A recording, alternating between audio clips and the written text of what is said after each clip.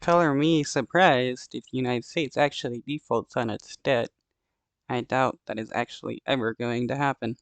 This morning, there was a new concern about the status of the debt ceiling negotiations in Washington with just a week to go before the debt ceiling deadline. A Democratic official familiar with the talks tells NBC News the White House and Republican leaders in Congress have hit a speed bump, and they're accusing House Speaker Kevin McCarthy of refusing to compromise with President Biden. NBC News business and data reporter Brian Chung is here now with the latest. So we should point out this reporting from our White House team on the talks. We have not gotten a response from Republicans yet, but where do things stand right now? What are the main sticking points with the negotiations? Yeah, we're only a week out from that June 1st deadline by which the Treasury estimates that the United States will run out of money to keep the lights on for the nation. Now, when we talk about where the impasse is between Republicans and Democrats, it's largely about spending. So the Biden administration, acknowledging that they're going to have to compromise here, has said we agree to freeze spending, but Republicans are saying we want to see spending cut and reduced over, let's say, the next 10-year period. Now, the length of that negotiation is also under debate here, but either way, it seems like the news that we got just early this morning saying that there's a speed bump, at least from the Democratic view of things, does underscore that there's a lot more work to be done if we want to avoid that June 1st cliff that we might be going over soon. Just remind the Republicans that if the United States does default, that they're going to be affected as well, and they'll be extremely willing to pass something. First, next Thursday, what are some of the big ways Americans could be directly impacted by this? Yeah, well, there's a lot of concerns over the major programs that millions of Americans rely on. When you talk about Social Security, you think about Medicare and Medicaid. You also think about the food stamp program, also known as SNAP.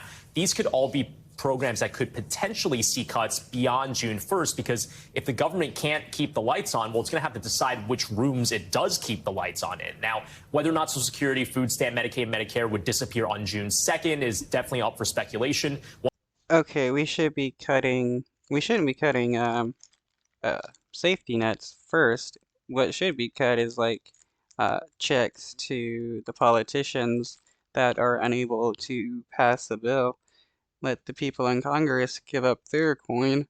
One reason is because that June 1st deadline is an estimate by which we will run out of money. It's possible we could actually extend past that, although the June 1st date is kind of part of the negotiation tactic. But then secondly, we don't know how the government's going to go about that process because, as I want to remind you, it's never happened before. The United States has never defaulted, so there's no playbook for it. This is perhaps creating some anxiety for folks who are wondering, what should I or maybe shouldn't I do with my money right now as a precaution? Any tips? Yeah, well, when it comes to 401ks, for example, there's a lot of nervousness in markets right now. Yesterday was a red day on the markets, and it likely could spill further if there were to be more concerns. But look, 50-30-20 method is one good way to go about having a rainy day fund, which everyone should have, broadly speaking, anyway.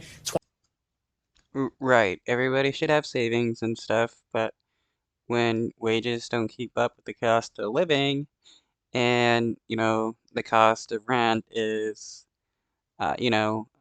1 to 2/3 of your paycheck, is going to be hard to save. 20%. Put 20% of your income into savings. Use the other of the 80% to buy things that you want and also need. But having a rainy day fund to get through the bumpiness of what could be a very headline-intensive next few weeks. But it's also funny how so many people push the idea of having a savings account when even the rich people, these corporations and stuff, they don't have a rainy day fund. That's why, during COVID, these business owners freaked out because they had no way of paying their employees because they didn't have any savings for themselves. Weeks might be a good prudent thing to do. Treasury Secretary, other experts are warning that defaulting could potentially trigger a financial crisis. What is at stake here for the economy? Yeah, well, look, this debt ceiling negotiation is happening at a very precarious time for the economy already. When we talk about high inflation, higher interest rates, we had the bank collapses only a few weeks ago. So this is a very fragile economy, as we kind of already saw ahead of the debt ceiling negotiations. So if we do go over that cliff, then yes, it could trigger a financial crisis because it's going to undermine the Treasury securities, which are largely seen as the most liquid, safe securities in the world. It's government debt. The United States has always paid its bills. If it doesn't do that, that could really drop the underpinning of the entire global financial system. It's very dramatic. But again, as I want to emphasize, since 1960, 78 times we've moved to resolve the debt ceiling. Hopefully it's making 79.